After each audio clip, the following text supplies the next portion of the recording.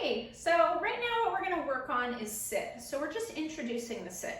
Unfortunately, Wiggles already knows sit, so you're not going to see any real struggle this type of struggle that you may actually go through when you're first teaching this cue to your dog. But the idea is the same. What you do is exactly the same.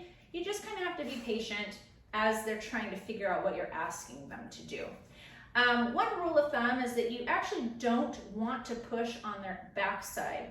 So just refrain from pushing them down and just continue to work on guiding their nose in the way that I'm about to show you. So what you're going to be doing is you're actually going to be taking the reward, baiting your hand with it, and you're going to basically be making a backward C sort of a movement. So you're going to be putting it in front of their nose, and they're going to be basically pulling the nose back. So you're getting them to lift their nose up, in which case they have to put their butt down.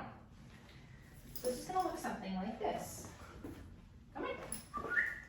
Good boy. Good. And then you mark and reward immediately once they put their butt down.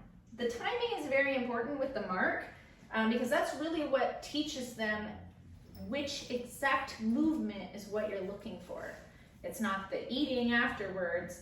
It's not, whatever else they might do after, because a lot of times when you're teaching a dog a cue for the first time, it might just be a split second that you get it. So they might just sit their butt down for a second and then pop back up. So you want to make sure that you get that split second when they actually do the thing that you're asking them to do, and then eventually they'll start to get it, and it'll become longer and longer that they do it. Come here. So again, come on. We're going to do that C shape, and then click and reward. That was a little late click for me. You want to be better with your timing than that. But that's all that it is. It's just a C shape like this, and as you can see, even with him sitting, it just forces the nose back and the butt down.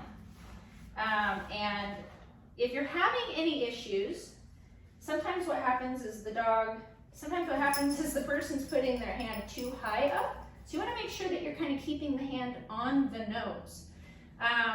That's one of the main problems that people have, is they put the hand too high up. So we want to make sure we're keeping that hand relatively close to the nose. And then just practice.